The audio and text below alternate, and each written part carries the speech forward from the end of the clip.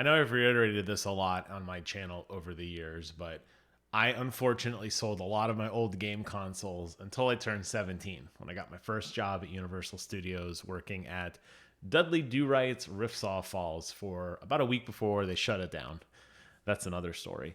But I was unfortunately one of those people who always wanted the new stuff and didn't really understand the value of the old stuff that I had. And over time, sold my Nintendo and my Super Nintendo and my N64 as I began to upgrade my consoles. So there was a lot of experiences that I look back on now fondly that unfortunately I don't have the console for. I've thought about going back and buying an old Nintendo and a Super Nintendo, but it wasn't mine. And I don't know, there's just something about that. It's hard to explain, but it's just not my console. So thankfully, with the invention of a lot of these virtual libraries, I have been able to go back and play some of my favorite games from when I was a child. And one of the things that is always a challenge when going back and playing these old games is how bad they look. And understanding that the way we remember things with these rose-colored glasses, unfortunately, are not actually how they are presented in today's format. So 1080p obviously wasn't a thing. You know, back then it was like 240p, and you'd be lucky to get 20 frames a second on certain games, particularly around the N64 era, which is what I'll be talking about today.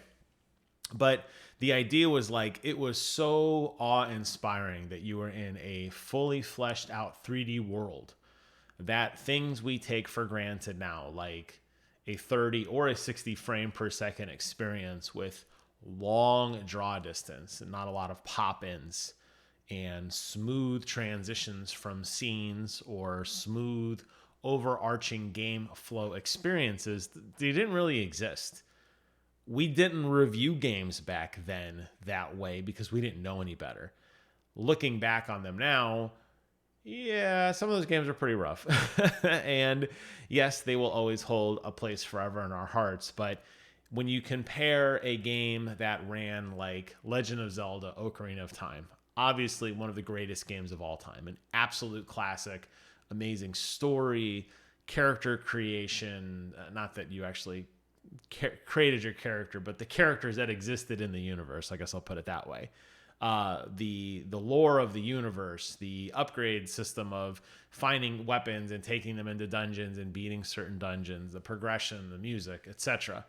All revolutionary. Still to this day, hard to beat. But go back and play it and look at the 2D bushes and look at the pop-in and look at the janky graphical artifacts that you see when you're looking out in the horizon, or the fact that it struggled to reach a decent frame rate. These are all things we have to put up with. But thanks to the invention of modern technology, seems like maybe we're getting to a turning point where some games are actually going to take advantage of new tech and run better. Which leads me to what I wanted to talk about today, Pilotwings 64. Now, I never played Pilotwings 64. I am beyond stoked to get into this game.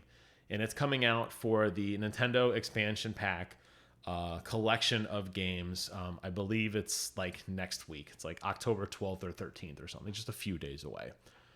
I'm stoked. I never got to play Pilotwings 64. Now, the OG Pilotwings, I have played dozens and dozens of times. Absolutely adore that game. It's so much fun. It's the music is fun. It's kind of goofy, but serious at the same time. Tons of challenges and just flying around, all these different vehicles. It looks great. I saw an article that popped up that said Pilotwings 64 appears to be targeting a higher frame rate. And I was like, what? This is amazing. So it looks as if Nintendo is, when releasing this game, and we'll find out, I could be totally wrong, but it looks to be 60 frames a second. And you can compare the videos between a 30 frame per second experience and a 60 frame per second experience. And I'm here to tell you guys, it is absolute night and day. But keep in mind, the Nintendo games targeted a 30 frame per second experience, very rarely actually achieved a 30 frame per second experience. Games like Wave Race run 22, 23 frames a second, sometimes dipping into the high teens, depending on how much is going on in each level. And when you start playing it, you just get into it and have fun with it, and you just kind of forget that. Keep in mind the TV displays were different back then, so we're not blowing up pixels to make them look even worse than they were. Keep in mind this was a comparison to what we had in the Super Nintendo era, where a lot of things were 2D 16-bit graphics. So now you're entering fully 3D space. Like I said, you're willing to overlook that, but by today's standards, that's a very tough ask. So if Nintendo really is planning on releasing Pilotwings 64 as a 60 frame per second experience as opposed to a 30 frame per second experience, that gives me hope that maybe we are going to start to see more of this. Think of a world in which Legend of Zelda Ocarina of Time ran at 60 frames per second. And I know there are emulators out there that can do this on PC already. I'm talking about the kind of baked-in experience using the Nintendo hardware. I'm not talking about the wide world of emulation and PC modding, because that's a totally different animal. I'm sure you've seen a lot of videos of like all the crazy Skyrim modding where instead of fighting dragons, you're fighting Thomas the Tank Engine or things like that. I'm not talking about that. I'm talking about the emulation world in which you're buying into the Nintendo Switch hardware. You're buying into the premium service to be able to download Nintendo remastered or at least smoother experience games. Now, Nintendo hasn't actually come out and said, this is Pilotwings remastered. We've increased the audio fidelity from 32 kilobits a second to 192. Like, none of that or anything. It just seems like they're taking advantage of the latest hardware and they're kind of flexing the game, and it seems to work. I don't know. Maybe there will be parts of the game that don't work well because they weren't designed for that experience. But this does give me hope. So I'm hopeful that maybe Pilotwings 64, which again, near and dear to my heart, a game I have not yet played, maybe this is like kind of cool that we're going to start to see a revitalization of some of these other games, or at least games going forward.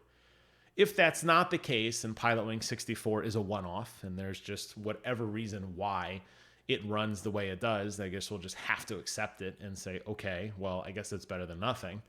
And they go back to the old ways of like Star Fox 64 that doesn't look very silky smooth, or Mario Kart, or any of the other games that are currently available on the Nintendo Switch N64 store, then okay, I guess we'll take our small win where we can get it. But when you start to think about the possibilities of at least just making a smoother frame rate, I think the value of the N64 library increases radically.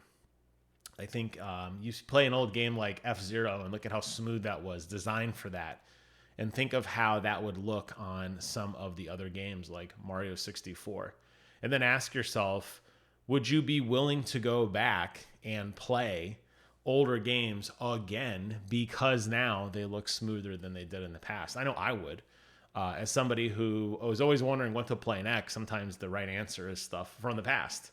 And if it looks like the way Pilotwings 64 is shaping up with the official trailer, and I'll post a link to that in the description below, makes you wonder, doesn't it? So I'm excited. I can't wait. I will definitely be talking about and playing through Pilotwings 64, putting together some videos for you guys in the future on it.